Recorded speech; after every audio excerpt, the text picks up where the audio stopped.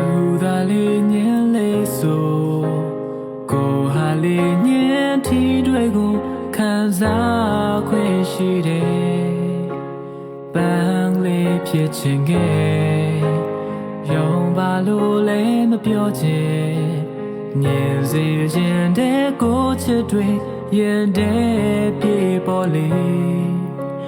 လိုချင်တာတွေရမယ်ဆိုတာနောက်ဆုံးချစ်ခုနဲ့ဒီဘဝခီးစားခြင်းနဲ့ကိုရဲ့ရင်မဝင်လာဖြစ်စီနေတဲ့ချစ်တော်ရှိတဲ့ထာဝစဉ်သိစိတ်ထားခဲ့မင်းလေးယူနိုင်တဲ့ဒါမင်းအတွက်တည်တံတယ်သူသာနေမင်းကြီးဆို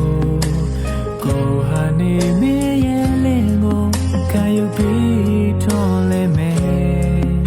လာမင်းလေးဖြစ်ချင်ခဲ့တန်ရဆိုတဲ့ချစ်တွေပိုင်ဆိုင်ကရရှိခဲ့လဲကျင်နာမှုတချို့လောက်နဲ့ပြေသာနိုင်မဲ့ခုချိန်တန်နောက်ဆုံးချစ်ခုနဲ့ဒီလိုဝခီးစားခြင်းနဲ့ကိုရဲ့ရင်မဝဲလာဖြစ်ဒီနေအချစ်တော်ရှိတဲ့ထာဝစဉ်သိစိတ်ထားခဲ့မင်းလေးယူနိုင်တဲ့ဒါမင်းအတွက်တည်တံမယ်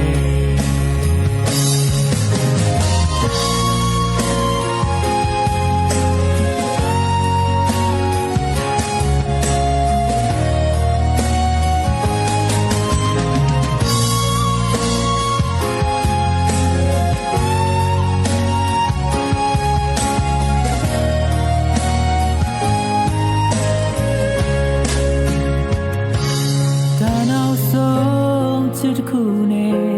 ဒီဘဝခီးစားခြင်းနဲ့ကိုရဲ့ရင်မဝဲလာဖြစ်တည်နေတဲ့အချစ်တို့ရှိတဲ့ထာဝစဉ်သိစိတ်ထားခဲ့မင်းလေးယူနိုင်တဲ့ဒါမင်းအတွက်တည်တံမယ်မင်းလေးယူနိုင်တဲ့